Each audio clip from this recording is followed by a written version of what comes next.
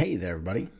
Thomas Will with Basecamp Trading, and we're going to start a new series here that is price action on equities and looking at longer term setups on the equity or in the equities market. So today, the first one we're going to look at is Apple, and today is June 23rd. Now, the thing you want to be paying attention to with Apple, a couple of things have happened. Obviously, we had that big retracement a couple of weeks ago when the Nasdaq sold off. Most of the markets in the Nasdaq took a nosedive. And that's where this came. And that happened. One of the things that led to this, or that occurred leading into this, is a very nice bearish divergence where we had high number 1 right here and then high number 2 over here. And you can see the significant weakening in momentum between those two peaks. And then we just dropped through the floor coming down off of that bearish divergence.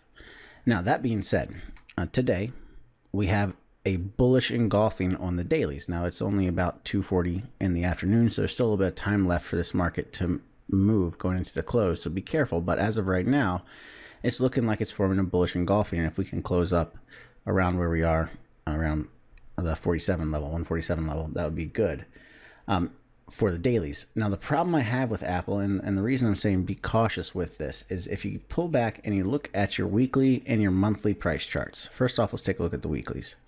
All right, we actually have significant weakening momentum. Our histograms, our upside histograms are getting weaker. Each rally is losing strength, and our downside swings are picking up strength. This one had a lot more strength than the last time we had a retracement or had the sellers come in and take over the momentum. The other thing is we have a potential bear flag setting up on the weeklies.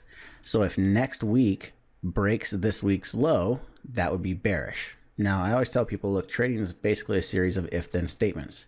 So how is this going to work? Because we have a daily bullish and a weekly potentially bearish.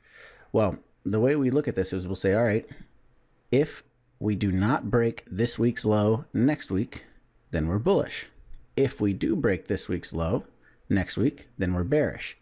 Now, if it does trigger that bear flag, the first step, we'd need to break through the pivot low right down here, the lowest point of the flag at 142.20, and then we'll have a little bit more support down at 140.06, 140 even basically. So we'll be paying attention to that going forward as well because of that bearish momentum. Now, the other thing you want to look at is look at your monthlies and just look at how extended we're getting with Apple.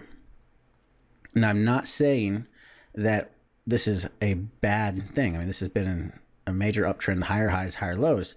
But every time Apple seems to hit a new high, it'll pull back for a couple of months, then rally again, pull back for a couple of months, and now we're getting extended once more. So it's time to start being cautious. Now, once more, that does not mean just blindly jump in and say, oh, Thomas just said Apple's too extended, watch for it to pull back. It has to trigger first. So how do we trigger?